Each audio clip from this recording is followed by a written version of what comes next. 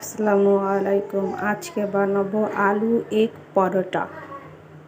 খুব ঝটপট তাড়াতাড়ি বানানো যায়। দেখেন কত সুন্দর সফট অ্যান্ড ময়েস্ট হয়েছে। চলেন যে বানাই। আমি একটি পাত্র নিয়ে নিলাম, তার ভিতরে আলু সিদ্ধ নিয়ে নিলাম, নিয়ে সুন্দর করে কিছু পেঁয়াজ কুচি নিয়ে নিলাম, কাঁচামরিচ কুচি নিয়ে নিলাম, লবণ নিয়ে নিলাম, খাবার তেল নিয়ে নিলাম, একটু ধনিয়া পাতা নিয়ে নিলাম, একটা ডিম নিয়ে নিলাম। এখন এটাকে আমি ভালো করে মথে নিব বা মাখিয়ে নিব, যে যেটা বলে বা করে ভাবে। সুন্দর করে মাখানো আমার হয়ে গিয়েছে। আমি এখন এটাকে রেখে দেব। কেউ যদি আমার ফেসবুক পেজে দেখে থাকেন ফলো করে দিয়েন, আর কেউ যদি আমার ইউটিউব চ্যানেলে দেখে সাবস্ক্রাইব করে দিয়েন।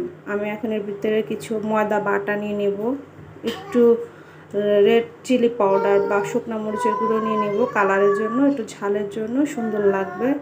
আমি আবারও একটু ভালো করে মথে করে নিয়ে নিলাম, সুন্দর করে একদম সুন্দর ময়েস্ট নরম করে।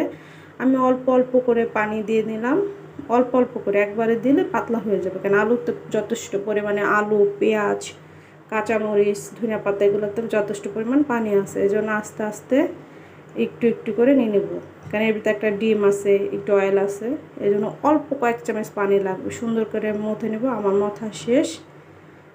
এখন এটা রেস্টের জন্য কিছুক্ষণ রেখে দিয়ে আমি এটা এখন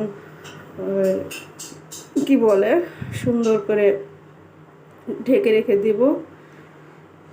তারপরে আমি এখন একটা ডো বানিয়ে নিব, কয়েকটা লিচি কেটে নিব। লিচি কেটে তার ভিতরে বানিয়ে নেব আমার মন মতন করে পরোটা। বানিয়ে নিব। আমার পরোটা বানানো শেষ। এখন চলুন সেকে নেই বা ভেজে নেই।